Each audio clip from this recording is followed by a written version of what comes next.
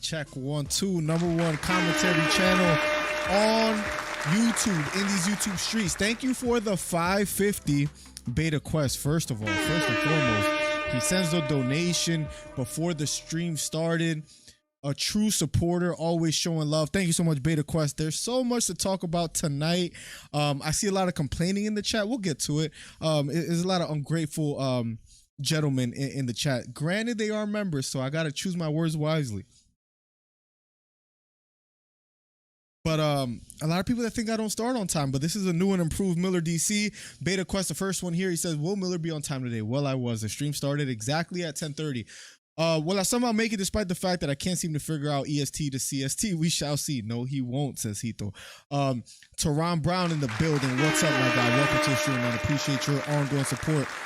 Crawford versus Spence is the hot topic of discussion, man, and I'm excited to talk about it. Got a few clips to play for you guys as well, too, that we recorded, that we prepared for. We can also talk about future potential challengers for Crawford and what he chooses to do, because right now the world is his oyster. I saw a couple film studies on Spence versus Crawford and what Crawford was able to do and how patient he was and how he beat Spence at his own game. All that and more, and we'll have special guest Von Blues Boxing to come join us later as well too, where he'll be getting in here and talking to us a little bit about boxing. I really don't know who he picked for that fight for Crawford versus Spence. I don't know who he wants Crawford to fight next, so it should be a good back and forth discussion that we have with Von Blue as well.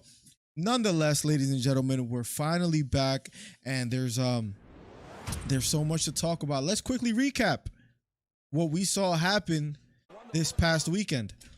And it all started, to me, with a knockdown in the second round. I was perplexed, but Spence didn't look too hurt.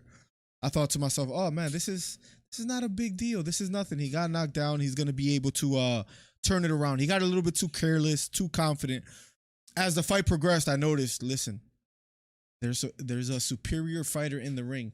This is not the 50-50 lopsided fight that we expected. Or 50-50, fight. Instead, it was lopsided. This is not the 50-50 fight that we expected. We thought it was going to be a back and forth. The odds were nearly identical. Nearly even. It was like a -114 Terrence Crawford. Many picked Crawford, many picked Spence. There was a lot of discussion before the fight, but as the rounds progressed, we saw who was the better fighter. Share the video as well too. 267-545-8096. I will be answering live emails or live voicemails. I'll be playing them back, so make sure you leave a voicemail over there and tell me your thoughts on Crawford versus Spence. I'll make sure to play those in a second. Yes, some boxing talk with Von. Yeah, we're gonna get him in here, man. I shot him a text. He never texted me back, but we talked in Discord a little bit as well too. So we'll see what he says. Whatever happened to Trey? Does he not come on anymore? He owes me $20. This is a true story. He owes me $20, and ever since I haven't seen him. I don't know what's going on. He owes me $20 and out of a bet, and I don't know. He owes me money. I try to reach out to him. I like the Wedgies Golf Company videos, but he owes me some bread. And he's been going like 3-10 in picks. Granted, he's doing a great thing with the golfing and stuff. But after being wrong so much, I think he got a little bit tired. But that's neither here nor there. That's just my opinion. Round number 2. Let me make sure I put this loud as well too, to make sure this is all working for you guys before we get there. Yes. Cool. Let's get right to it. Round number 2, Spence versus Crawford. And that combination, real quick. Check this out. You see the 2-1? It wasn't a 1-2. It was a left straight. I watched some film study. That very combination was landing frantically all night to Errol Spence's demise. He was somewhat perplexed, getting back up to his feet. He was okay. His face looks normal there, right? When I play the next clip, and voicemail set on Boxing Perfect, and we're going to be talking about UFC 291 for the UFC fans as well, too. Hit the subscribe button, hit the thumbs up, #1 commentary channel on YouTube. I was surprised to see Errol Spence being knocked down early, but I thought to myself, listen, he got a little bit too confident because he was the one that was sort of pushing the pace early in the fight. If you guys remember, he was the one that was walking forward, that was trying to bring the fight to Terrence Crawford. And then he gets caught in the fashion in which he got caught, which I was quite surprised, I'll be honest. He gets hit with a bomb. He got hit with a 2-1, a left straight, and then the jab. And then since then, it almost seemed like, and we'll talk about this in a bit, but just to quickly give a little preview, there are people already saying he might finish his career being the GOAT. Is this a little bit of recency bias? Maybe. They're already saying who would win, a prime Floyd or a prime Crawford. These conversations, these questions are already being brought up in the boxing world. As crazy as that may seem, just by him doing what he did to Errol Spence Jr. So shall we see the rematch? Shall it be Jaron Boots Ennis? Shall it be Tim Tszyu? Or should it be Jermell Charlo? This tops what Inoue is doing. He made history. Not only did he make history, the level of opponent that he did it against. Fulton is great. At 122, Fulton he's a force to be reckoned with. I think he still has a bright future, but he wasn't 28-0 Spence. The level of opponent is just different. What Crawford was able to do to Spence in the fashion in which he did was just mind-blowing to see. Now, the conversation. It appears as though Spence wants to activate the rematch clause. That's what it appears like it's going to be. Do we need to see this again? But not at 147. Spence says he wants it at 154. Crawford says he's willing to do it at 154 as well, too. Crawford improves to 40-0. 10 fights away from fighting or from matching Floyd Mayweather's record. But to do that to Spence was just eye-opening. It was mind-blowing. Let's get to the first voicemail today. I'm so used to saying tonight. Let's get to the first voicemail. This is by none other than Hito609. Let's get right to it. Let me tell you something. Turning on the stream, then putting... No intro. My guy Hito feels comfortable. Usually he calls in and he says, this is Hito609. He gets right to it. And Beta says, let's see Bud versus Clarissa now. She'll probably do better than Spence. I mean, let's be honest. Spence couldn't have had a worse performance in a sense, right? And we'll get to another voicemail in a second. I saw another one just get in there, but here we go. A timer. But nobody saw the dominance coming. A 2 to 3 minute countdown. Then going over that countdown and still not actually say anything doesn't count as being on time. The stream was started specifically right at 10:30 a.m. That's starting on time. The intro is for, people to come in to say what's up to each other. That's normal. That's number one. Get the fucking work on time. Number two, I want to get this in before you and Vaughn can talk about it. I know you said you think it's a win for these guys to sell $700K. I did say that. I think Beta agreed with that. That it's a win for Terrence Crawford and Errol Spence to get to 700 pay-per-view buys.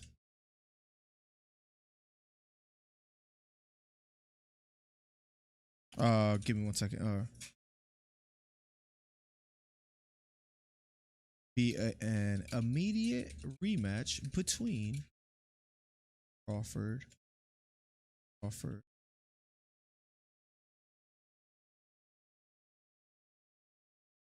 And I feel like I know the way this poll is going to go. It will be 154. Terrence said he struggled. I saw that as well, too, on the interview. Yes. I truly do not believe it's a win. It makes no sense to me. How do you have this fight of the decade only do 700K?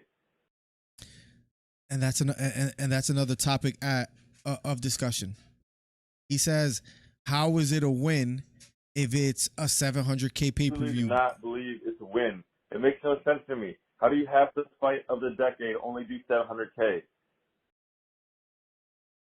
Hito, let's see what else he has to say before we respond to that. You know what I mean? Like, Canelo and Charlo, he's going to mess around and do 500K, and it's not even that I'll be honest, I could see Charlo and Canelo doing 700K as well, too. close of a fight, you know what I mean? I think it really should be established. These guys should take a class on how to promote their brands. So what you're saying, if we could say anything negative about Crawford, did it only do 700K because it's Crawford? Because Spence is a star. We could say Crawford wasn't until this fight, as far as a superstar. How to, draw the casual fans in. That's a real issue. That is a real issue. It is, to your point, it is 700K. I mean, it's a 700K what they got. It's 500K less than Ryan Garcia versus Tank Davis, who Garcia is not in the pound for pound top 10, right? Tank might not even be on there as well either. So to do 500K less, I can understand why you say, oh, it's not a win if they got 700K. Remember, they sold out the arena. They're not, at least Crawford is not that big of a draw. Remember, Bob Arum spoke about it all the time. Crawford is hard to get people in seats when Crawford is fighting. He just wasn't known. He's from Nebraska. Like, what fighter we know that's from Nebraska? That's a superstar. He doesn't have the most interesting interviews. I know it sounds like it's critical and it's criticizing, but this is just true. With Ryan Garcia, at the end of the day, he's an Instagram star, TikTok, and even I get annoyed with him. With the body shot challenges, I agree.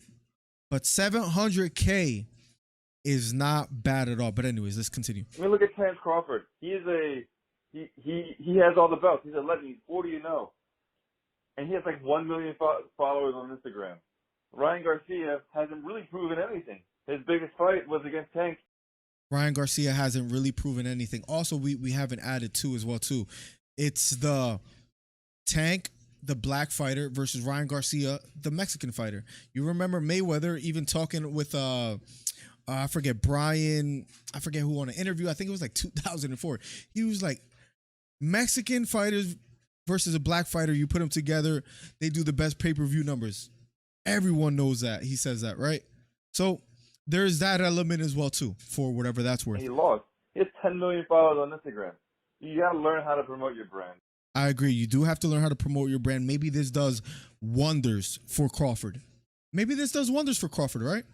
As far as him beating Spence, do you guys think his pay-per-view numbers will increase after Spence? Does he do more than 700K views, pay-per-views? It's a conversation I didn't even think of, but let's talk about that real quick. Is there any other opponent besides Spence out there that Crawford can go against that does better than 700K views, or was that his ceiling? 267-545-8096. We'll love to hear some thoughts. You can't just fight. It's not just a fighting business. It's also the entertainment. But to your point, you're bringing a discussion that needs to be had. That's a very good point. It's more than just fighting. I'm loving that you're bringing this up. You're starting a good conversation. Business. So I want to see what you guys have to say about that. Also, one or two things are going to happen with Terrence Crawford. If Spence truly wants to fight in December, then Terrence Crawford will fight him in December. If Spence will take more time and Crawford wants to fight again, he will fight Charlo. Those are his next two opponents, no matter what. That's all I got to say. Cheers. Respect to my guy Hito609. Let's quickly pause before we get to the next voicemail. Thank you so much for the call, man. And you can talk about UFC 291 as well, too. 267-445-8096 to share a voicemail that will be played live on stream. We'll love to hear some thoughts on Crawford versus Spence and UFC 291. Thanks, babe. You saw my text, right? You saw my text? Oh, thank you then. Yeah. All right, cool. I didn't even think about this before right now. And Hito got me thinking, man. I mean, it's very rare that he does this. Does Terrence Crawford do more than 700 pay-per-view buys in the future? If we could be negative at all. Gun to my head right now, maybe a Keith Thurman does big. Maybe a Keith Thurman. If you take Spence out of the equation, maybe a Jaron Boots Ennis. Jaron Boots Ennis to the casual fan is relatively unknown. Maybe Tim Tszyu at 154. I think, okay, the name that I completely forgot about for a second, maybe Jermell Charlo. Maybe Jermell Charlo and Crawford. And he tries to do the three-way undisputed thing. Maybe that's the way to go. Is that fair to say?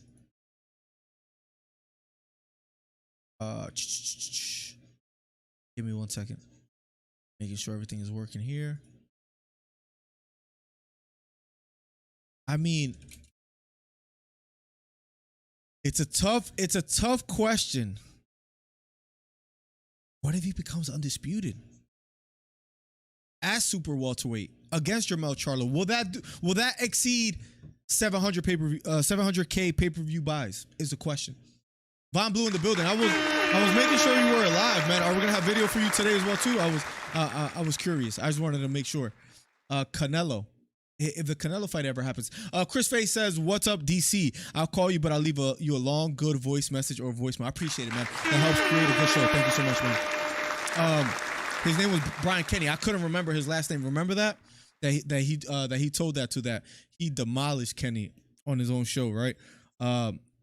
Nope, says Tehran. Canelo, LOL. Yo says Von Blue. I did it on a weekly basis. Let's pump the brakes here. Him versus Charlo would go crazy. That is the name that I exclaimed. That I said maybe he has a chance. Maybe he has a chance. Let's get to the next voicemail. We got a few voicemails before getting to Von Blue. Q. Hey, man. Hold up. Well, I guess that was a mistake. Okay, he left another one. This is a voicemail from... Okay, this is a voicemail from the friend that I was talking about that's in a group chat that he, quote unquote, saw this coming. Let's see what he has to say here. This is Keyshawn Walker from Lancaster, Pennsylvania. Here we go. You know it's better than having Monday off. Here we go. Taking your money. And time. You know it's better than having Monday off.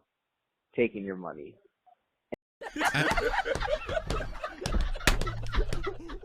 I bet him $10 and he beat me. And he's like in a group chat with like 9 people that he bet like $20 a pop, I believe. So he made some money. He came up this past weekend by picking Crawford. I mean, I'm sure he just flipped a coin to pick this fight, but anyways. Time and time again, I take your money. I told you Bud was going to win. Did I know it was going to be the dominant? No, but I knew he was going to win. A little bit of honesty, something we don't get from Keyshawn often. He says, did I know he was going to win in that fashion? No.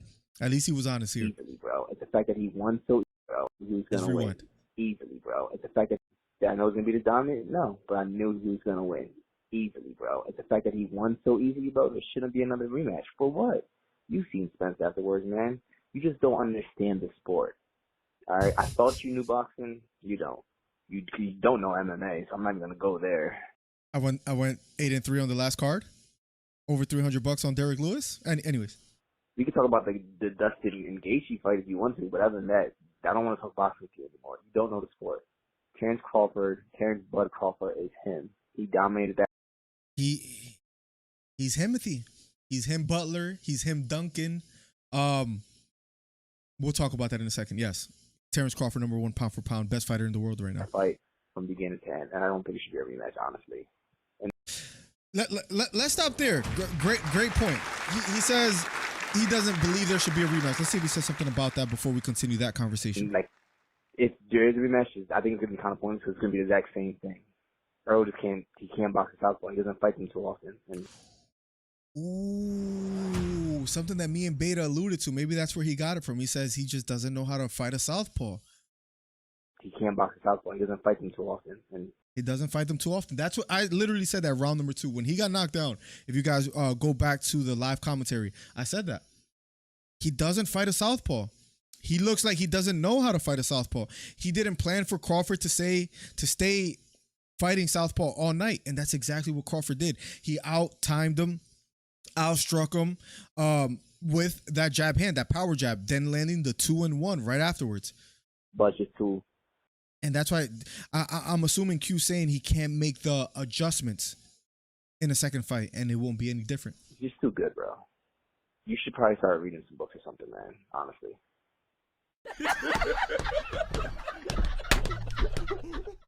A few jokes, but a good call. Let's pause before we get to the next voicemail.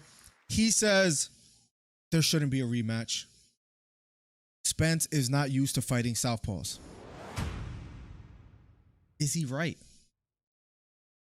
Is he correct? Now, when I look at the votes, should there be an immediate rematch between Crawford and Spence? Hell no. 43%. Yes. 57%. I'm surprised. But will it be any different? Spence was outclassed from pillar to post from beginning to end. Round number 2, he got knocked down. And after that, Crawford was able to time him. Was it the weight? Are there some conspiracy theorists in the chat that believe it was a weight? Maybe fighting at 147, he was a little bit drained. There are some out there, I believe it was Roy Jones and others that were saying that he just didn't look like he had his legs. As if it was Deontay Wilder and others. I don't know if it was Roy Jones. Deontay Wilder said he looked a bit drained. As if he didn't have his legs. Maybe that was the case. Maybe if they fight at 154, it's a different outcome. Or maybe same result, but the fight is just a bit more competitive. Maybe that's the case.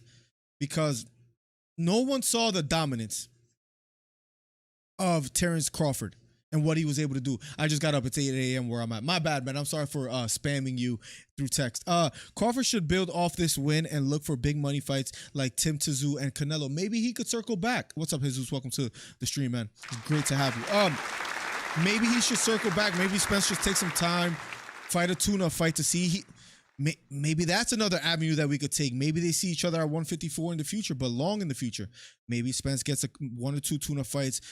I know the question right now is Spence is not the same fighter, or he won't be the same fighter after this past weekend. Crawford just implemented too much punishment. He's not the same fighter.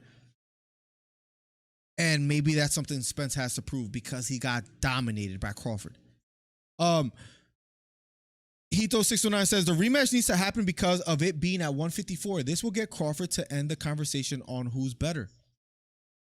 I think if they never fight again, the conversation is somewhat ended.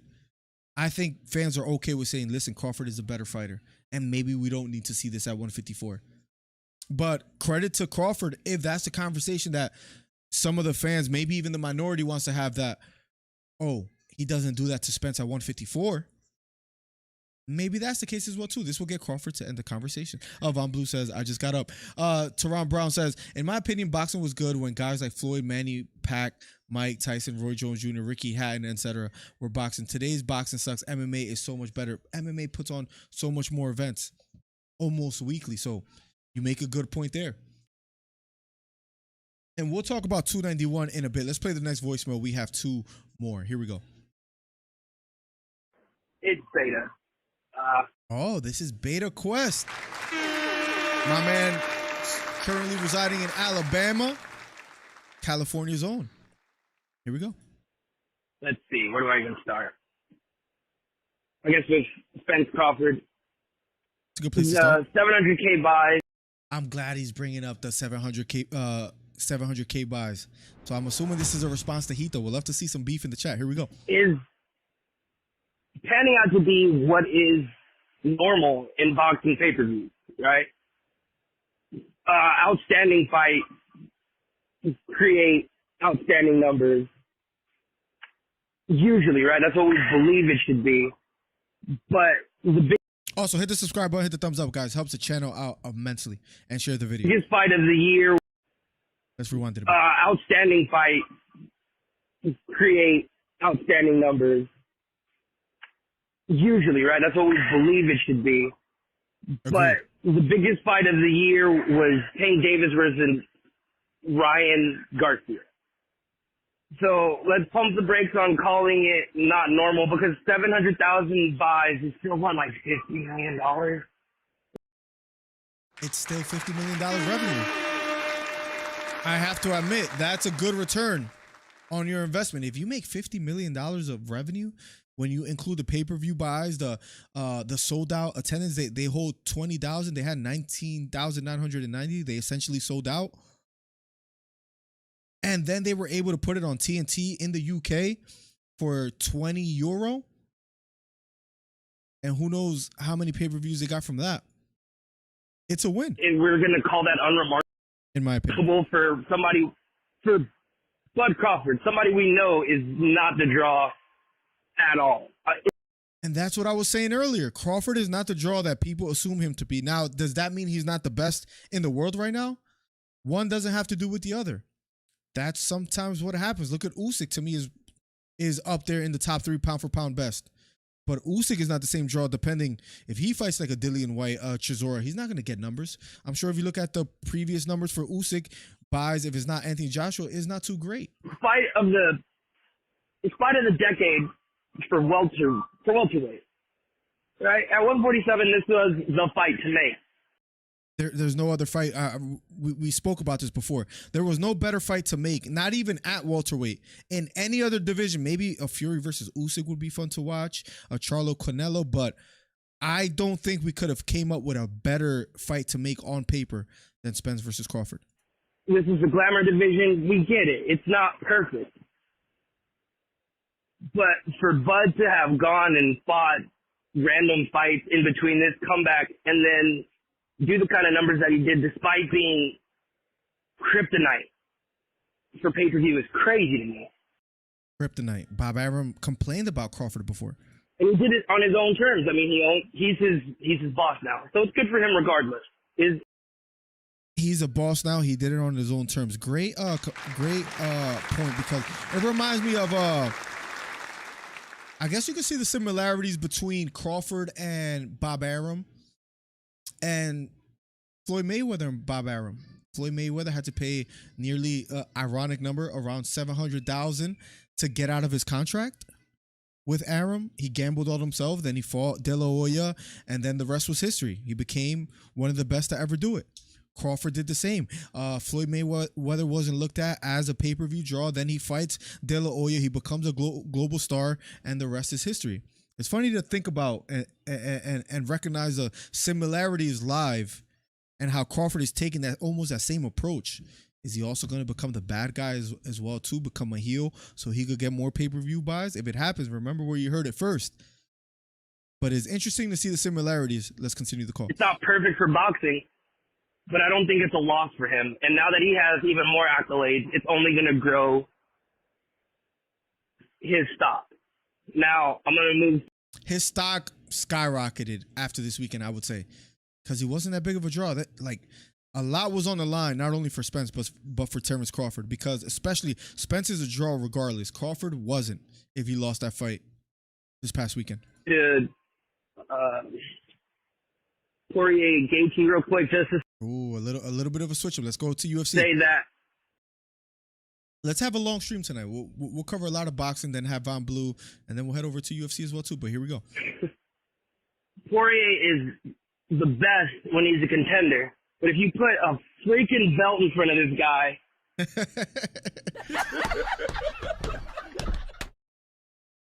That's his kryptonite, huh? He's just gonna make the best when he's a contender. But if you put a freaking belt in front of this guy, You hear the passion behind Beta's voice.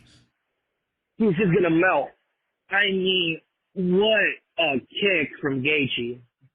Damn, the guy couldn't win a UFC lightweight belt. The guy can't win a BMF belt. They might have to create another one to see if Poirier finally gets it done. I mean, no disrespect, we're just joking out here, but when Poirier fights for the belt, he falls short. And I mean, that whole night was a crazy night of violence. Derek Lewis with a friggin' switch flying knee. What? To start off the fight. And Pereira as a light heavyweight surviving against Jan. Now, I don't think it was the greatest call, but I can see why the UFC did it. Yuri You know they're going to go with a more popular fighter if it's somewhat close. It's going to happen. Yuri versus Pereira is going to be way bigger than Jan versus Good point. Yuri. That's just how it is. We know that it's a sport built on glamour, not of merit, so can't really be mad. And Miller, you were late, but you know, you can cope how you need to. I get it. Can't really be mad. This is Yuri. That's just how it is. We know that it's a sport built on glamour, not of merit, so It isn't a meritocracy. can't really be mad. And Miller, you were late, but you know, you can cope how you need to. I get it. That's Beta. I'm out. Let's go. Great call from my guy, Beta Quest. He brings up the pay-per-view buys, the 700K, and why that's not bad. So that's an ongoing discussion. That's an let's actually real quick before we get to one more call, and then we have Von Blue on the stream. So Von Blue, you got time to brush your teeth and get the cold out of your eye and all that. You know, 700K pay-per-view buys a win for Crawford versus Spence. Let's see. Yes. Good numbers. No. Failure. Real quick, and we'll get to the next call. And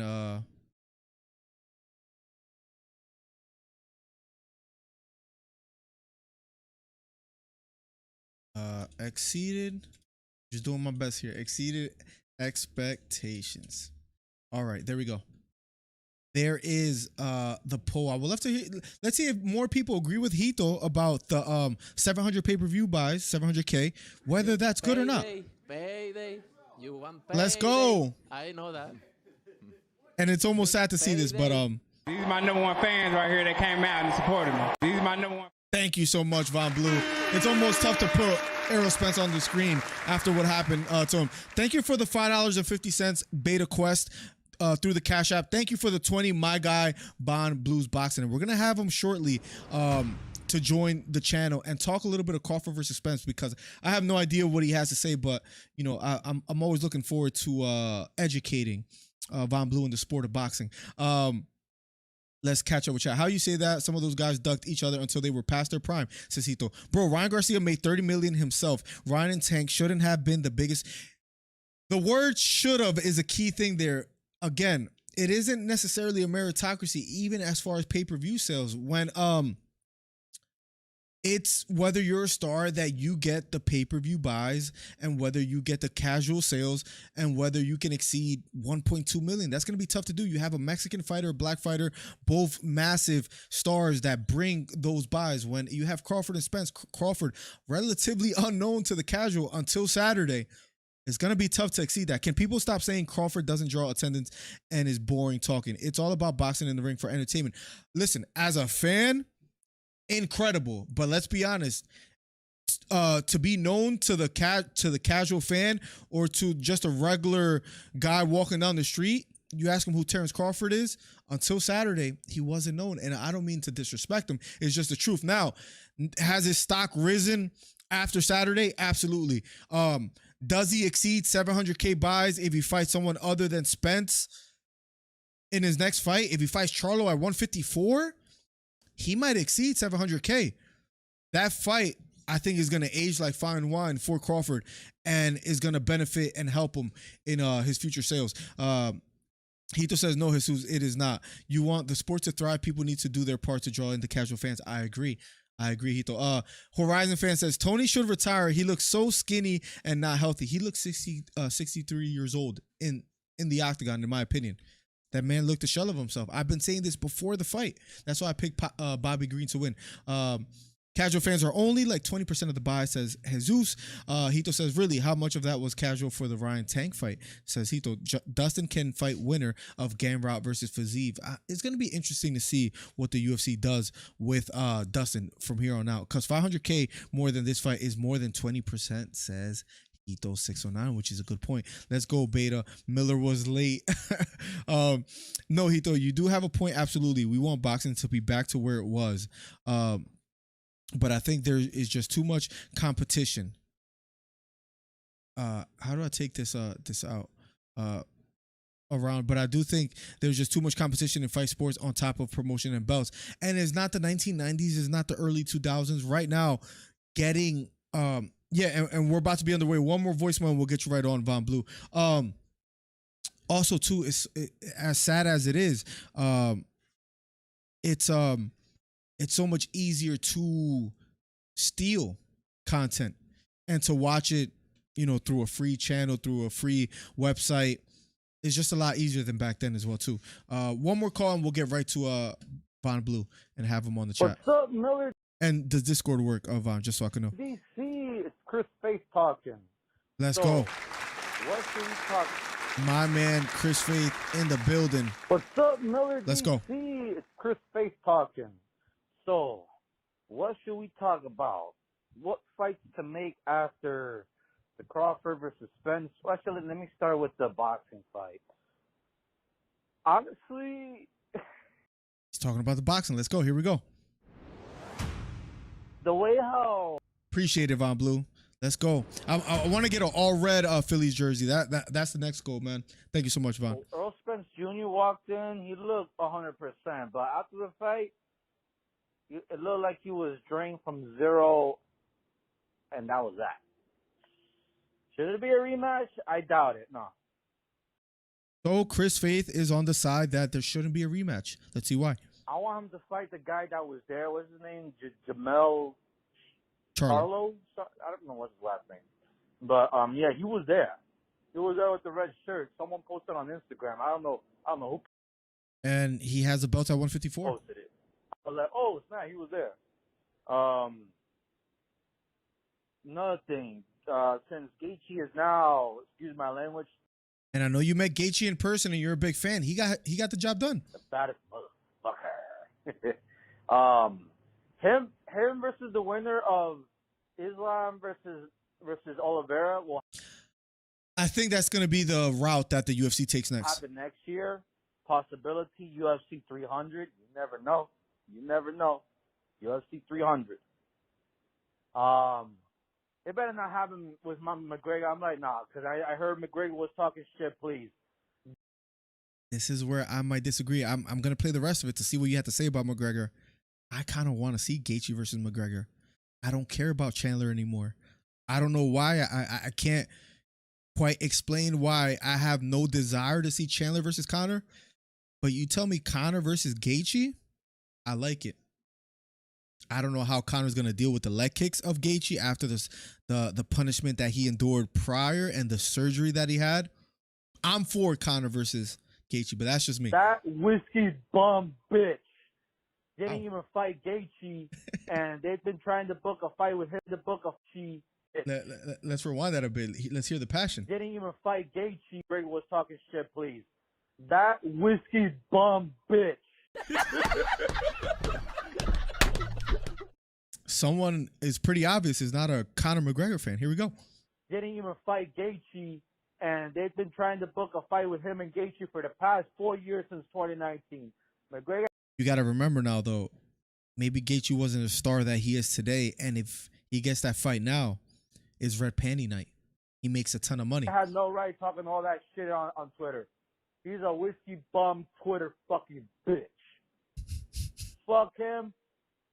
Fuck everything about that whiskey bum bitch. Wow. And Dustin Poirier, I'm not gonna Yeah, let's see what's next for Dustin Poirier. Let's see what Chris Faith has to say, and then we have Von Blue joining the stream. lie. Since he lost, I think he should retire because I heard he doesn't want to fight no fighters that are below him. I heard he doesn't want to move up to welterweight. Nah, then he should retire, vacate the rankings, enjoy your wife and your. I'm not trying to talk smack about Dustin Poirier. Enjoy his wife and his little daughter, retirement shit, golf, whatever.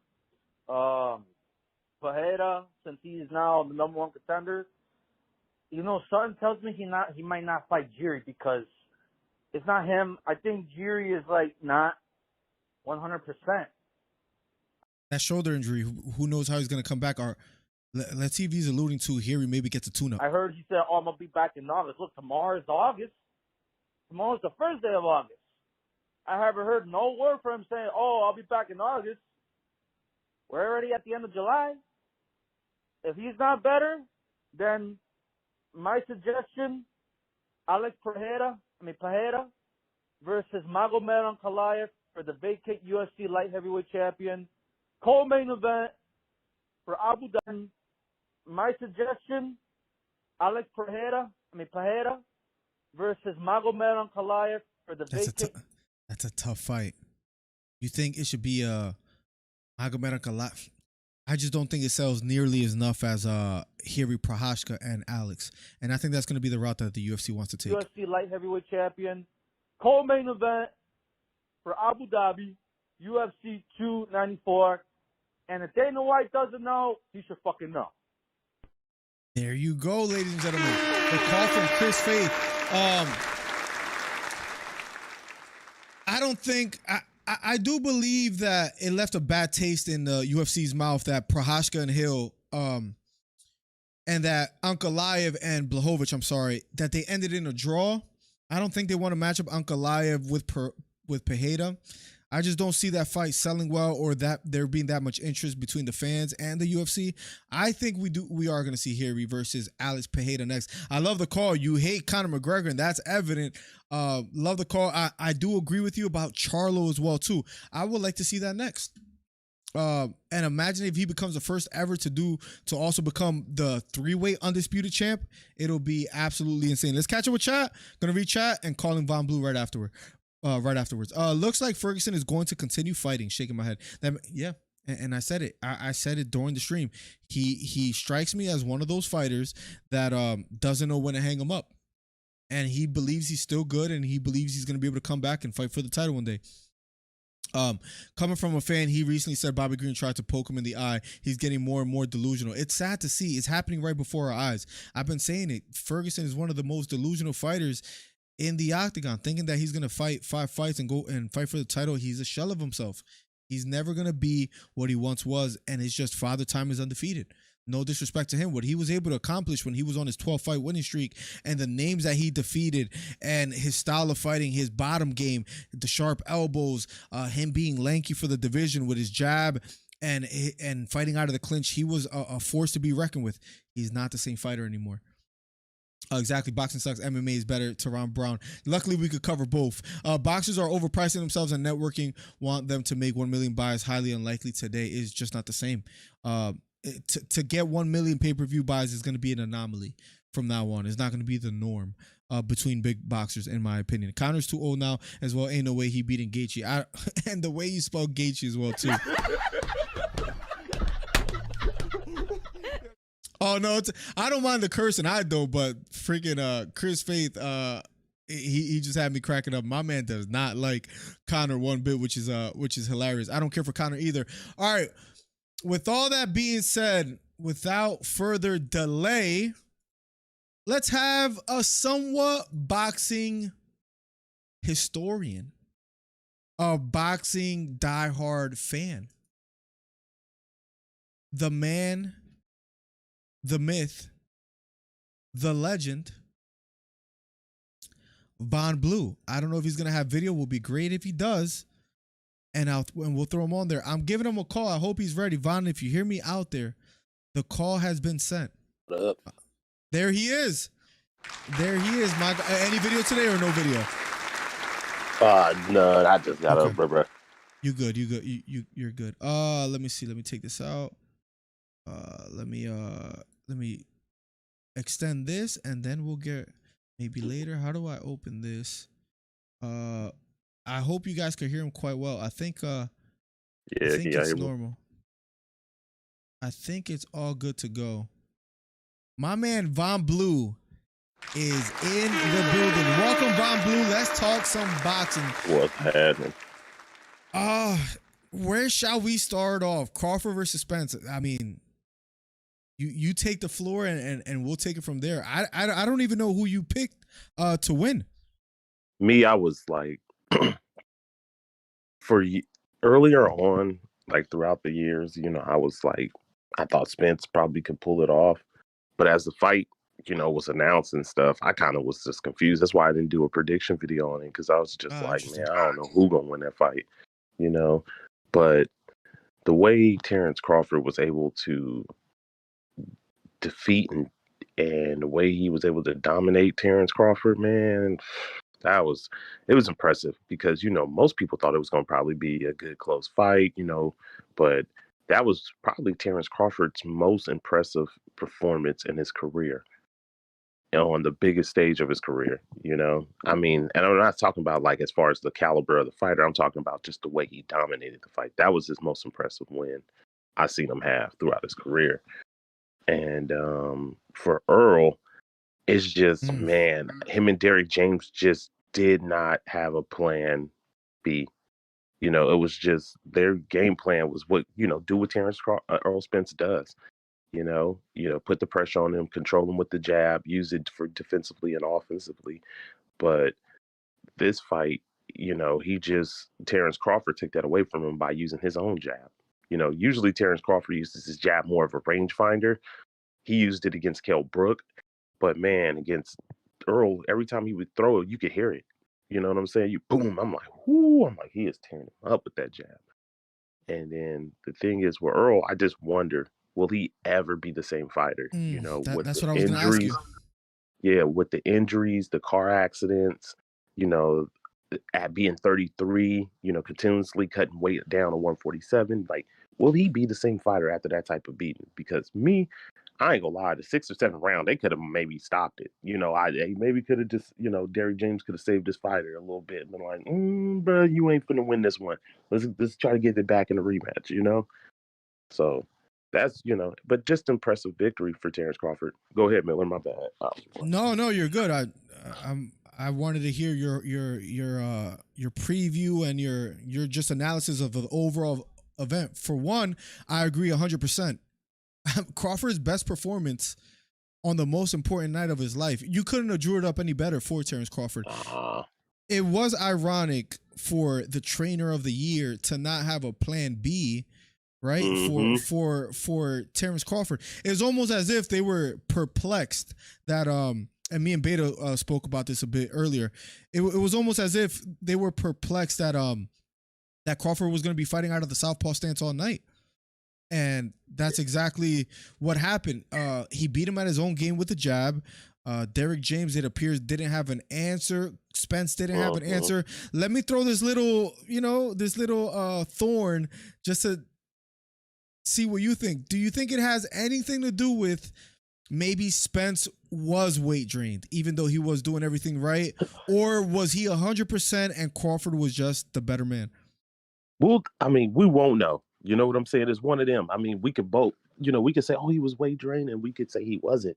It's just one of them things we ain't gonna really never know. You know what I'm saying? I mean, he looked good. He had a nutritionist. If you had to guess, though. If I had to guess, I'm sorry to do this to you. I had to. Mm-hmm. If I had to guess, did it play somewhat of a factor? Mm-hmm. It might have been somewhat, but I'm not 100% sure. And then my big thing is I just don't want to take away from Crawford win. No, that's fair. You know what I think is one of the best ways to maybe think about it. We'll see if the weight had anything to do with it. If they do fight at 154 and right, true. And if the fight is if it could still be the same outcome, but if it's just way more competitive, then maybe so the weight at 147, right? Because or Earl happened to pull it off or something, then it'd be like, yeah, it was the weight. Oh, that would be. I mean, yeah. My man pulled off surviving flying out of a Ferrari. So if anybody's able to come back stronger and potentially even surprise the masses and get the win, it's Spence. But back to what you said, the punishment that he took, the big question, the elephant in the room is, will he ever be the same? Yeah, especially being 33, taking that type of punishment at 33, you get beat up like that in the fight, man. Sometimes guys is never the same, for a good, hopefully it don't be like Tony Ferguson, you know what I'm saying? Hopefully it don't be like Tony, you know what I'm saying, where it just goes downhill and it keeps going downhill. It almost brings a tear to my eye, you comparing Ferguson to Spence, because God forbid that's what happens to Spence from here on out, where he just looks a shell of himself to that extent. Downhill. Yeah, now hopefully he don't. But so it was just a great performance from Crawford. Now the thing I got to question, Miller. This is a question I got, and I was thinking this to myself. Do you think Jermell Charlo regret fighting Canelo, seeing that Terrence Crawford won? And he could have probably fought Tim Tszyu and then had the fight after with Crawford. Do I think he regrets? What was the question? Yeah, and Crawford was talking shit to him after he won the fight. Remember when he was sitting on the ropes? He was staring at Jermell. While Spence was still trying to make the count. Yep. He was looking at Jermell Charlo. He was talking to him. But are you saying do you think he regrets fighting Canelo? Was that the question? Canelo fight? Do you think he should have maybe been a little more patient? No, it's because a big opportunity. No, it's a big opportunity money wise. You mess around and fight Crawford and lose all your belts, and then what do you have to offer Canelo? And red panty night is gone.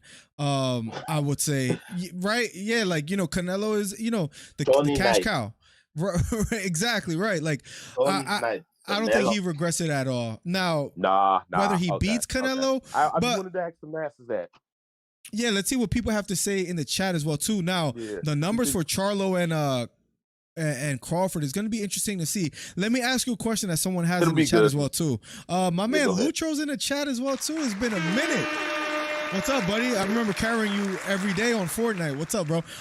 Hito asked, ask him about the number 700K. We'll love to hear your thoughts on this.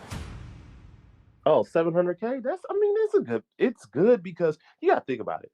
Earl Spence and Terrence Crawford, they both are not the most, social, personality, engaging wise. They both are not, Earl has got that country accent, man, I'm just going to go out there. And, Bud is soft spoken, but he really is a fool. He really a hood dude, but he tried to be super soft spoken. You know what I'm saying? Because we seen that at the press conference when the real Bud came out, Omaha Bud came out. But I think it did good. I mean, I would have liked to see 800, 900,000. You know what I'm saying? But I think reason why Tank and Ryan Garcia outsold them is because of just visibility and popularity. Because Tank and Ryan are very popular with 14 to 25-year-old age group. And that age group don't really watch boxing like that. You know what I'm saying? Right. No, to what you said is practically that simple. They're not as popular as Ryan Garcia and Tank. And the age group, too. They're not as popular with the 14 and 25 age group. Like that age group, they're big on them. You know what I'm saying? Absolutely. Don't take it, Ryan. But heading into the future, do you think, and this is way into the future, or maybe not, but do you think Crawford exceeds 700K buys with any other opponent? I think he can. I really do. Like if he fights a guy like, okay, I'm gonna give you a couple of fighters that I think he could do it. Jermell, I'm surprised you have more than one, so let's go. I think he could do it with Jermell, right? Especially if Jermell beats Canelo, if he's happened to just magically beat Canelo, yes, because Jermell talk a lot of shit and he know how to market himself in a fight. People get drawn in with Jermell because they either hate him or love him because the way he talks. You know what I'm saying? And he's very, emotional dude. So Mel gonna help sell it because Mel and Crawford, they don't like each other. So it's gonna get intense. It's gonna be hostile. He gonna bring that hood out of Bud. Jermell gonna bring that street out of Bud. Also, too, I think Jermell is the perfect opponent for Crawford to show more of his personality. Do you remember when Errol Spence and Crawford were behind the scenes and he was like, I called you, why you didn't pick up? And Spence is like, I ain't got your number. And then he was saying, let's bet $1 million, but Spence doesn't give you that back and forth that Charlo would give you. So the All Access episodes, I'm in agreement. They'll be better as far as the back and forth and they got a trash storyline talking. too. You beat his stablemate. Storyline. So right, Charlo, and then the history factor to go up another weight class and to get all the belts to do something he's already done something that's never done before. Mm-hmm. Yeah, you got guys. You got a guy who went undisputed. You got 2 guys that went undisputed in 2 weight classes. That's a sell right there itself. You know what I'm saying? Mm-hmm. And they're coming off both will be coming off the biggest wins of their career, knocking off top 5 pound for pound guys. Yeah, if he gets it done against Canelo, that also perhaps brings the Mexican crowd as well too. Because now both of them are household names now. Absolutely, they just beat two of the most popular boxers in boxing. Earl's a draw. He may not be big as Canelo, but he is a draw. You know what I'm saying? No, that's a default. That's a default pick as far as like who does Crawford sell the best with. Default. Is Charlo. I'm curious to see the other names you bring because I don't know if I'm gonna agree with you as far as exceeding 700K. But here we go. Mm-hmm. All right, now this is another one I kind of thought about. Now he is at currently, I think. Let me see. Damn, that's a good one. I would say Canelo at a catch weight. If that ever happened, I think him and Crawford could do a one. Oh, they'll exceed 700K. Hear me out. Tank Davis, Terrence Crawford, catch weight 145. He could have seen the 700,000. Not saying Tank gonna win. No, it would sell. It would go over 700,000 against those guys. All right, Vaughn. Two things to that. One, it will exceed 700K. 2, I don't think it's ever gonna happen. So we're not gonna see it. You know what I mean? No, nah. I mean, no, we probably won't. I mean, yeah, that's and 147. I mean, Virgil Ortiz, no. Boots, no. No. It's probably Jermell. That's probably his best bet for 700,000. I think the only name I can see exceeding 700K pay-per-view buys is Jermell Charlo. Tazoo, no. Boots, Ennis. I love the stylistic matchup. But because, Boots got to win some more. He got to get more visible to the public. Right. The youthfulness I like as far as who wins competitively. I'll still pick Crawford, maybe, but I'm interested in that fight. It's just too early to exceed 700K with the contender being Ennis. Any of those like Virgil, nah, it's just too early. Well, okay, let me present to you this. What about the Spence rematch? Does that exceed 700K? Maybe not. I don't think so now. Because of how it ended? Lost. Yeah. And that's the same thing that happened with Wilder and Fury in the third fight. It's just the way Wilder got beat in the second fight. The third fight ended up being great later on in hindsight, a lot of the fans, but it didn't do the same pay-per-view numbers. But then in hindsight, fans was like, oh shit, this was better than the second fight. All right, just to be that guy, and I sort of believe myself. Maybe I might be forcing it. I can see it maybe exceeding 700K because I could be wrong, because Crawford was relatively unknown before Spence and Crawford. And I know that sounds disrespectful. I really do mean to the casual fan. Right. He was already in the top 10 pound for pound list and people respected Crawford. What I'm saying is that Crawford was relatively unknown to the casual fan. If they fight again, people want to see Crawford again. Spence at 154, maybe it goes different. It's going to be tough, but perhaps they can sell listen, he was drained at 154. It'll be different. Let's make it happen again in December. Immediate rematch. Get the bro. People, I don't know if you've seen online on YouTube. They're already saying, "Oh, check his gloves." Take the gloves, weight drained. He wasn't the same. Oh, this happened. Oh, the distractions. Oh, no. Yeah, I mean, if you're trying to sell the fight, the second fight, you're gonna have to pull some stuff. You know what I'm saying? And then, in order to sell the second fight, it has to be more talking. Like Jamel and they gotta talk more. Agreed. You know what I'm saying? Real quick, the $20 donation from my guy Steve Williams. He says, "What's good, Miller? I now know who Terrence Crawford is. He dominated Spence, and his stock is skyrocketing. Don't think a rematch is necessary at any weight. Keep doing work on these YouTube streets." Once again, my guy Steve. My #1 fans right here that came out and supported me. These are my #1. Appreciate you, man. Steve always donating, showing love. What's up, Von? That's a pretty fair assessment, but we'll see. The Spence fans, they're going to want to watch it again. The Spence fans are going to be like, that'll help sell it because the Spence fans are going to want to see if he can pull it off again. They're going to ride with him. So, Von Blue, I'm here to almost speak a little bit of blasphemy. Von, hear me out, man. I'm hurt by what happened this weekend. I'm not going to lie. To see Spence take the punishment in the way that he did was tough to watch. I want to see it again at 154. I could see it. I could see the outcome being somewhat different. What's the funny thing? Terrence Crawford said the same thing. He was like, they were interviewing him, and he was like, they asked him, it was like, "Do you think the rematch will sell?" He was like, "Yeah." He was like, "The rematch will sell again." He was like, "I'm down to do it." So Crawford is on board with it. He think that but I don't know. And he's tired of making. He's tired of making 147 as well too. He said it was a little tough for him to make 147. It's hard to catch up with him too, because I noticed that with both fighters during their weight cuts. I was looking, I was like, yeah, it's starting to get to Crawford too. I noticed, I'm like, yeah, Crawford's starting to get tired of making 147. He's tired of, you know what I'm saying? He's 35, I think Crawford's next fight is going to be at 154 regardless if it's Spence or not. He wants that Jermell Charlo fight. I mean, as soon as he stopped him, the first man he looked for, he didn't even look for his family. Oh, so we could have interesting conversations. So let me ask you this.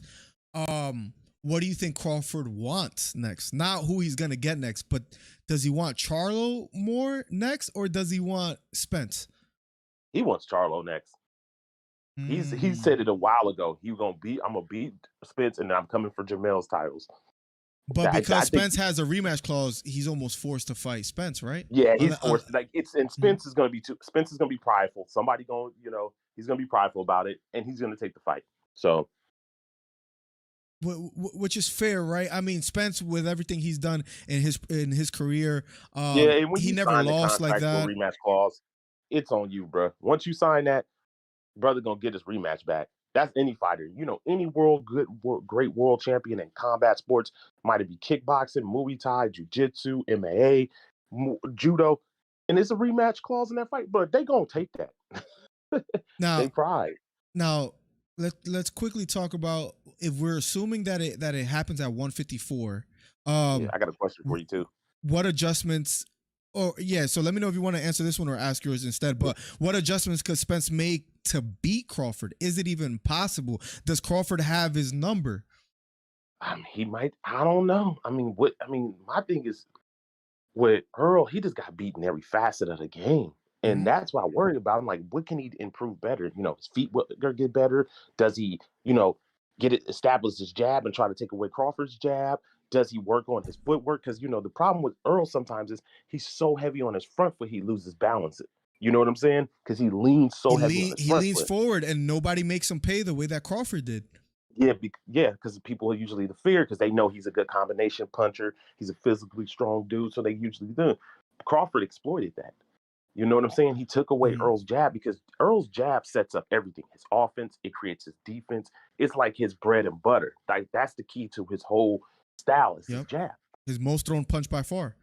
Yeah, it's his jab. That's it. It helps everywhere. Defense, offense, distance control. You know what I'm saying? Like, so that's his strength, and he was able to take it. Now, anything could happen. Maybe Earl makes some adjustments, but he just if Earl is gonna try to pull this off, he's just gonna have to do what he does best. And this time he's gonna have to make Terrence Crawford feel the uncomfortability. You know what I'm saying? I think he struggled with that southpaw stance more than I imagined. Oh, yeah, he struggled mightily with that. And I don't know if he can can make deal with enough adjustments to deal with it.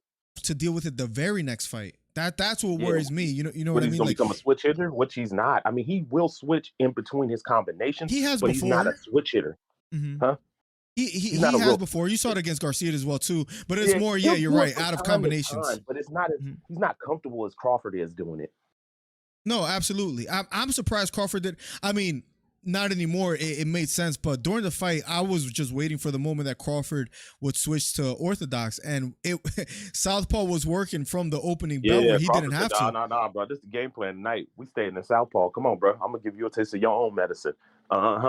There's that strong jab from the lead hand. Oh, you didn't think I had this? Usually I use it as a rangefinder.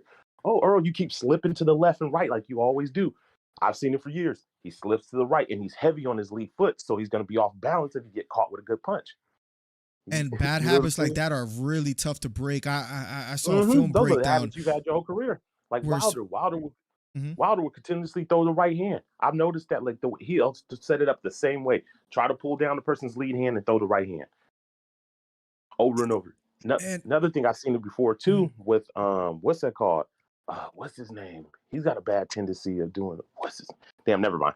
But what division? I got a question. What's up? My bad. All right. So I've been saying this and thinking to myself, does Jerry remind you of a Tony Ferguson in his prime? Does who remind me of a Tony Ferguson? Jerry. Oh, Prohaska? Yeah, in his prime. The unorthodox style, you don't never know what's coming to you, willing to take some to give some, you know what I'm saying? Just all over the place and unpredictable. Definitely, I want to see him and Sierra fight next. Definitely the willing to take some to give some, but no, simply because what I think made Ferguson the most dangerous and what made Ferguson was the conditioning. What made him so special was him round after round just picking up the pace and just wouldn't stop. I don't think Henry has that kind of attribute compared to Ferguson. Now the taking one to give one, yes, and then you add to that the jiu-jitsu of Ferguson. The striking, yes. Mm-hmm. Yeah, the unorthodoxness, though. You know what I'm saying? All the different, Right, but the elbows from the bottom for Ferguson. What he was famous for, that he would go for Imanari rolls and he was wild. He was just you're right, flying knees, the spinning back fist, the elbows, where you don't see that 5 seconds once he gets to the ground. Right, yeah, like we don't see that from Henry. Now Henry versus Prohaska, it is interesting. Let me catch up with chat real quick, and then we'll get right to it. The belts aren't up for grabs in the Canelo fight, right? Yeah, they are. Wow, 168 belts are up. Spence must throw more volume to body, commit to jab, and step into the jab. Says Jesus. Spence throws punches in bunches. The problem is that he's gonna have to find a way to where Crawford made him pay every time, Jesus. So Spence usually bullies you, jabs, gets on the inside, pushes you with his shoulders to create a little space. As he throws. He tried to do that against Crawford. Crawford was not only parrying the jab, but throwing one back and landing and a stronger shot as well, too. So it's going to be tough just because of the southpaw stance from both fighters. Bud beats Spence again, and if Charlo has the belts after the Canelo rematch, I want to see Bud become a 3-division. I mean, is he the GOAT if that happens, Beto? I might ask Von Blue that right after I catch up with the rest of the chat. Spence double jab and attack with jab. Maybe he has to double the jab up more. Yes, Spence was halfway in and out on jab in the fight. He must attack with jab and fire straight left. What's up, Von? Yeah, he's got to dial a jab to the body to get Bud to drop his hands, because one of Bud's weaknesses is when his lead hand comes down and he just pulls back. You know what I'm saying? He didn't do this in that fight. He worked on that. But that's one of his openings. He's been caught with a million right hands. But problem with Earl is he don't fight orthodox. Yeah, and no, exactly. It just really threw him off. Didn't people say AJ couldn't beat Andy after first fight, and AJ beat Andy too? No, I had AJ winning the second fight. No, there was some people. There was some people. He right about that. There was some people. Oh, I'm assuming I picked Joshua to win the second one though. Me too. But here he has a chin that is freaking unbelievable. Watching his kickboxing stuff, dude will eat Yeah, freaking bombs and just try and trade back instead of covering up. He's a force to be reckoned with. Now to do that against Pereira, you have to be careful. Trading he better shot not, for shot. He need to be on top of his defense because he can get a little sloppy. And with Pereira, Vaughn, I have to ask you this to something that Beta said. Maybe one of the best closing topics of the day. Yeah. So something he said, Beta said, I want to see Bud become a 3-division undisputed champ. To that I say, if Crawford in fact does that, do you put him over Floyd? Yeah, I have to. Undisputed in 3 different weight classes. I have to. I mean, it's hard though because Floyd did it for so long. You almost have to by default though. Mm-hmm. Yeah, Floyd has done it for years. You know what I'm saying? Winning and winning, but Floyd never went undisputed, and he ain't never did it 3 times. That is insane. You know what I'm saying? And that then the guys he did it against, especially the 147 and 154, especially if Jamel beats Canelo. Oh yeah, bruh. Yeah. I'm like, dog, he beat Earl Spence in his prime. He beat Jermell Charlo, who just came off beating Canelo, who went up 2 weight divisions to do it. Oh, he could jump him. And it's hard for me to say because I'm a Floyd Mayweather fan. That's my boy. But you got to give credit where it's credit's due, man. Undisputed in 3 eras, and then to do it at 35? You doing this at 35 in the twilight of your career going undisputed? Yeah, and maybe that goes to what he said before. I've been neglected. People haven't given me the shot. All I've wanted was the shot. Once I get it, I'll show you guys. You weren't neglected, bud. You was just with Bob Arum, bro. Stop killing me with that. Anyways, go ahead, Miller. Because he wasn't the draw, I guess it was maybe tough for him to get the fights that he wanted. Where now I feel like the world is his oyster. Joe Ash should have took your ass to PBC when that first contract came up. Look how Floyd Mayweather's again, Floyd Mayweather did it a lot earlier, to your point, so you do bring up a good point in that, but look how Mayweather's career projected after leaving Arum. What I'm saying is that now that Crawford went to the roof, that's true. Now that Crawford left Arum, he can make whatever deals he wants and not be hindered. Who Floyd did it with? Al Heyman and who? And Showtime and who? PBC. Yeah, he came to Showtime, which was crazy because HBO was on top of the world. Al Heyman, Showtime, Espinoza, and all that, and that's how and made history.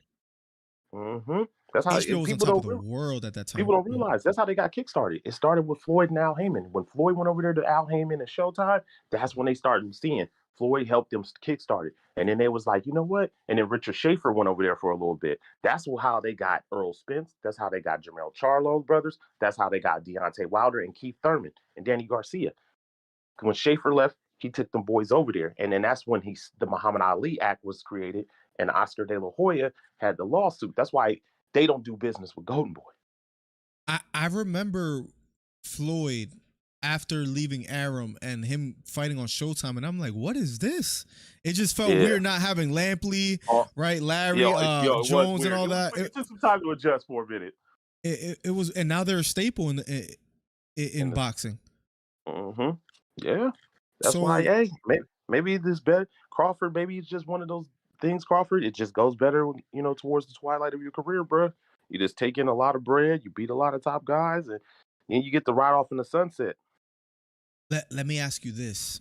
If it's even possible to even think of, but it's just something I can't help but think of. Is there anybody that troubles Crawford that you like right now at 154 or 147? Who's the toughest opponent? Honestly, the two guys I think that give him a tough fight is Boots Ennis and Jermell Charlo. I think Jermell is dynamic. He's more dynamic than Earl Spence. He's got a better footwork. He's more dynamic. He's got a better punch selection, I've always felt. I think Earl's good at the basics, but Jermell is good at creating those chaos. You know what I'm saying? He's good at catching opponents explosively. You know what I'm saying? He will boom, boom, and it's you out of there. So and he's patient too, I feel like, with Jermell, where Spence was a little bit rushed. It felt like trying to find opening. Spence got caught. I could see Charlo being somewhat more patient and it going, I think Jermell got more ways to different he's got different skill set and different avenues to give, Bud a tougher fight. I think him and Bud would be a good ass fight. And I think Boots Ennis, after we see him fight a top 10 guy, if he fights Stanionis and he dominates him, I'm gonna be like, yeah, Boots is gonna be a problem because of his raw athleticism, his speed, his size, and he just, Bud, and Boots is dynamic. He throwing punches from all kind of crazy angles. He's sliding off on you. He doing all kinds of shit, and he's big as fuck for the class. And Crawford is getting older too, as well too. Mm-hmm. So Crawford, so you could say he's at his prime. Mm-hmm. That's the two opponents right there. I think that from 147 to 154 is the best competition for Bud now. Boots and Charlo. Yeah, Jermell or Boots. I think that's the two fights that I think from 147 to 154, Crawford gonna have a little.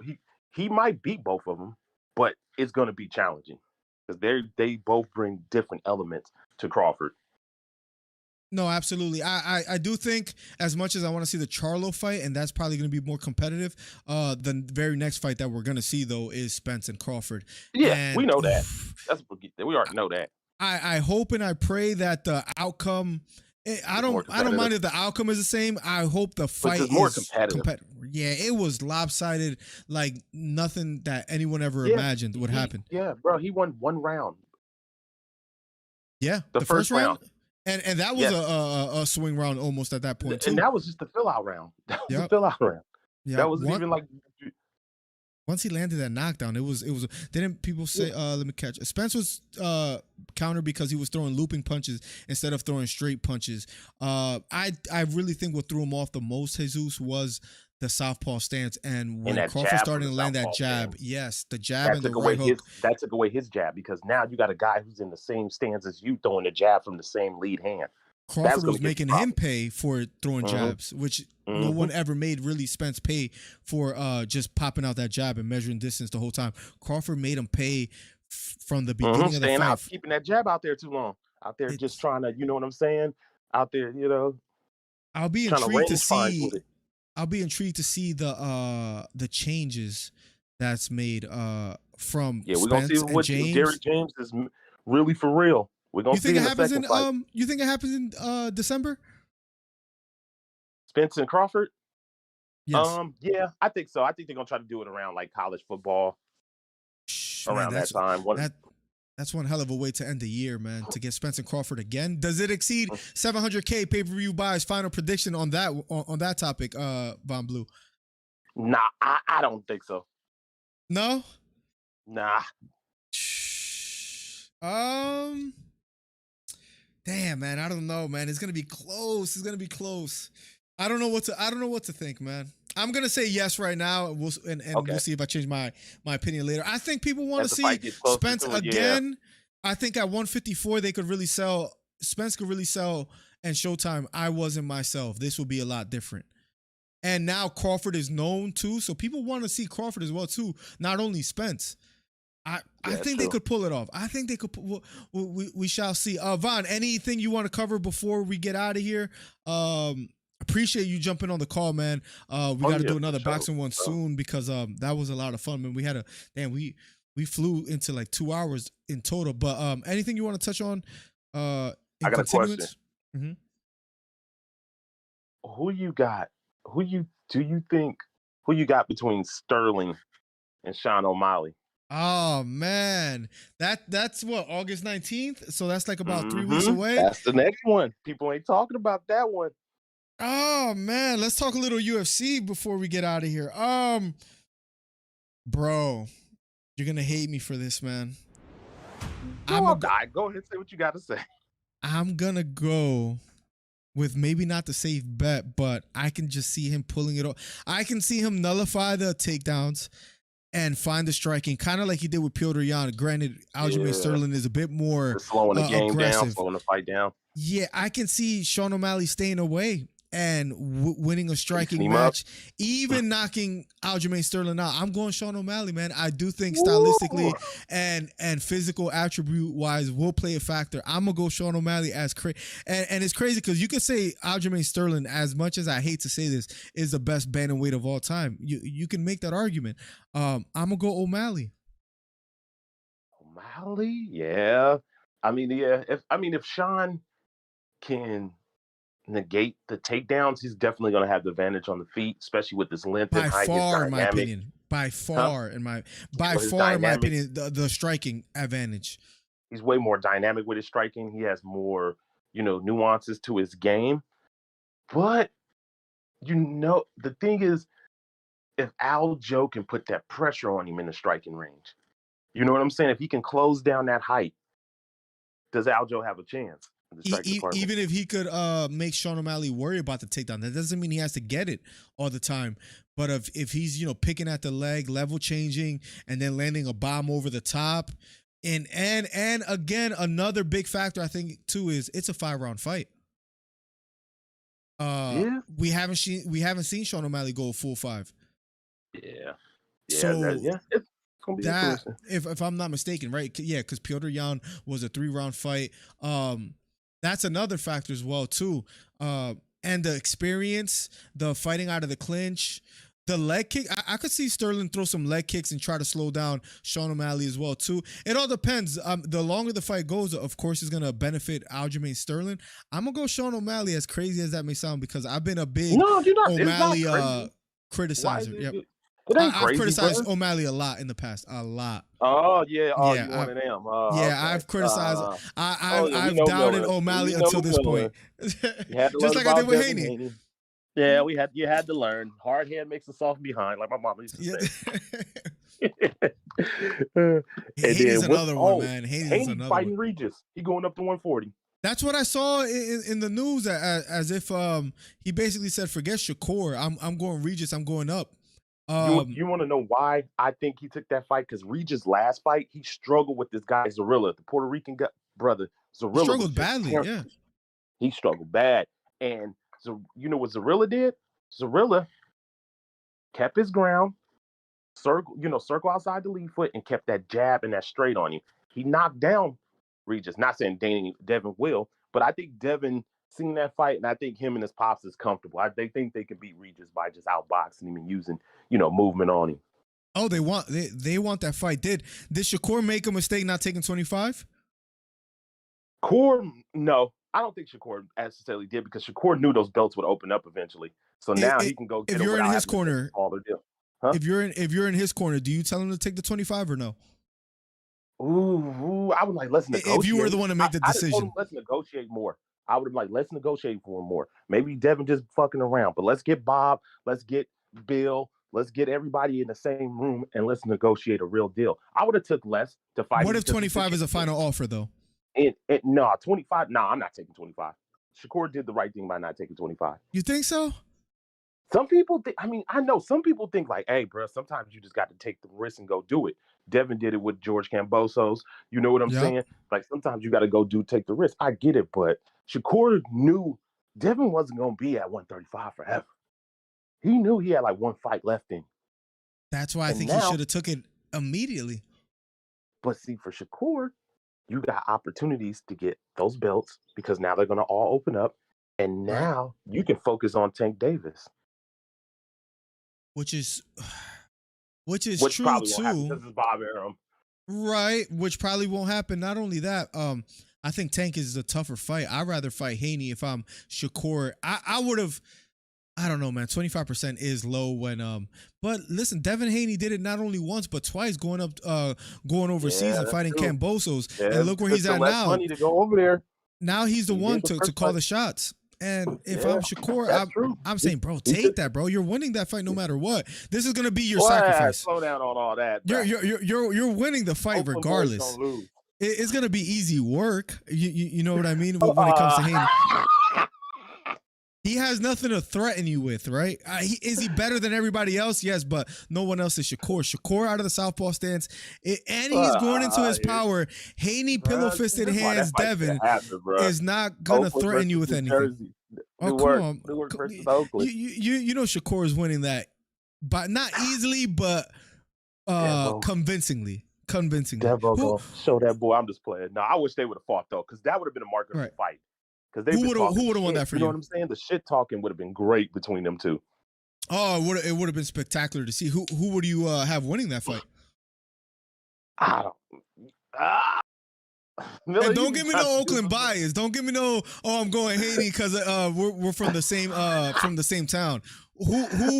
Boxing glasses on? Who wins that? I gotta go with Haiti, bro. I gotta be an Oakland. I gotta be. Nah. You don't. But you don't believe that, do you? I'm trying to get to like. I ain't gonna lie, Do you Shakur gonna be believe that? hard. I mean, I'm gonna root for him, but I know Shakur is gonna be tough than a motherfucker to beat Shakur. Because the thing about Shakur is, what are the odds, people though? don't realize Shakur likes to dictate space like Floyd. You know what I'm saying? He puts pressure on you and dictates the space. He don't move around like that. Shakur ain't finna be bouncing around the ring trying to duck and dodge your punches. He comes forward and he puts pressure on you, but he's great at cutting off the ring, and that's would have been something tough for Haney. I'm gonna tell you right now, bro. I'm not even joking. If that fight were ever to be made, I'm putting some good money on Shakur by KO. If they give me like a +2 something, +3 something for Shakur to finish, I truly believe he's going into his power. And this is no disrespect to Haney because I think Haney almost beats everyone else. I just think I've been Vom, we know each other since what, 2018, 2019. I've been saying from the jump, Shakur is the future. I've been saying this for years.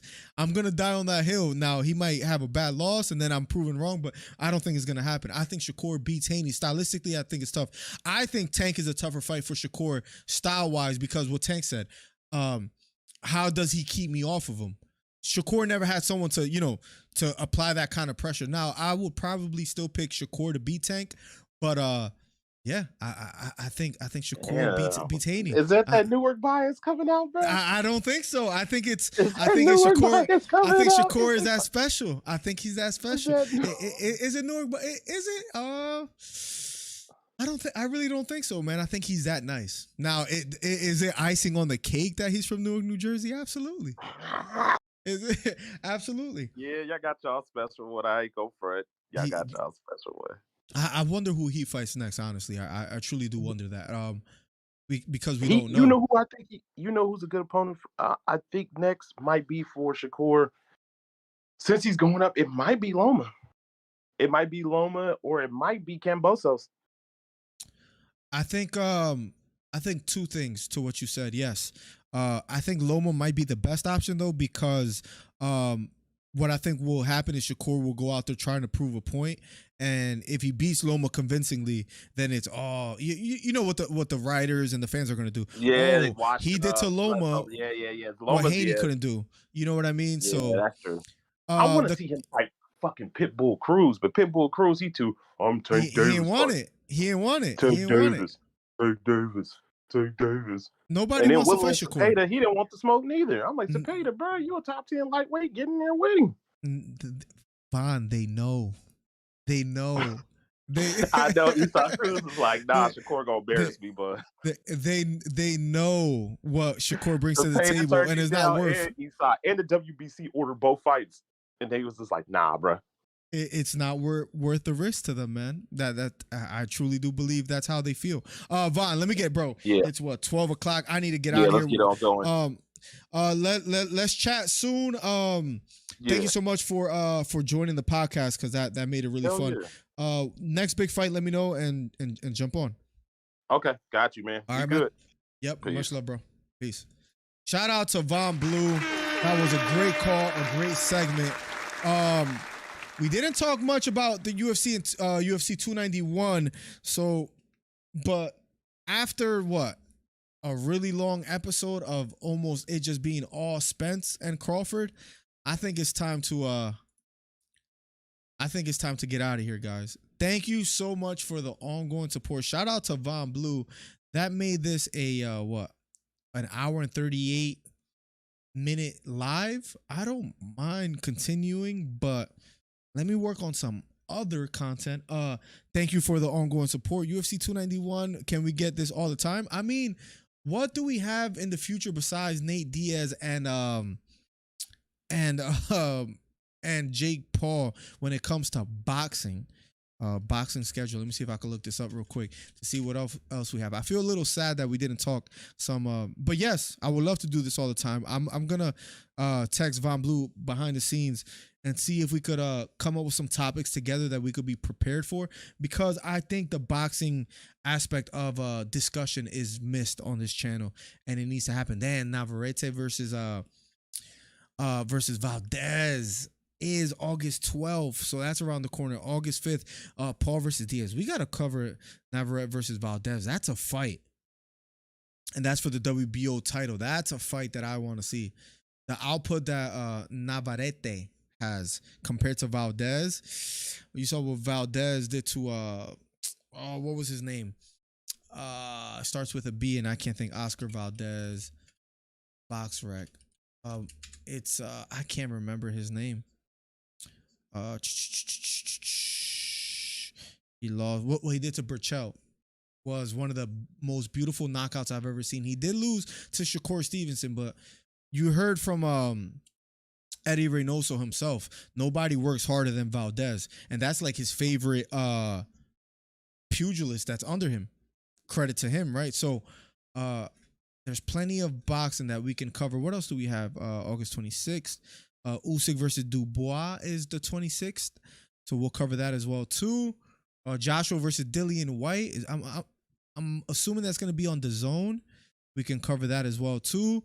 And then September 30th, Jermell Charlo versus Canelo for the super middleweight undisputed championship. So wow, we'll see what happens. Can we get this all the time? You and Von have the great brother. Yeah, that time flew, man. We need to do that more. Hold me accountable on that. But me and Von Blue having a back and forth where we don't really agree on everything, but we respect each other's opinions and we have a lot to say on each topic. That was great. Chemistry when the conversation started. Y'all get the wheel spinning for me, and I can tell it happens. Yeah, I get excited because I'm like, yo, let me ask you this, let me ask you that, and he does the same. It's good. Another week, another great take by me. Y'all welcome. Once again, thank you for the $5.50 on the Cash App, Beta Quest. Thank you for the 20 Von Blue. Thank you for the 20 Steve Williams. That was a great discussion. Let's get out of here. Let's not extend it any further. Maybe if you guys do want a UFC 291 coverage recap stream, let me know, and maybe I could pull that off tonight or some other day. You guys let me know, or maybe I just make videos on it. So we'll see. I don't know what's the best path to take to make some content, but nonetheless, #1 commentary channel on YouTube. Hit the subscribe button, hit the thumbs up. We'll be back soon. Much love. God bless. Hito with another bad take. Peace.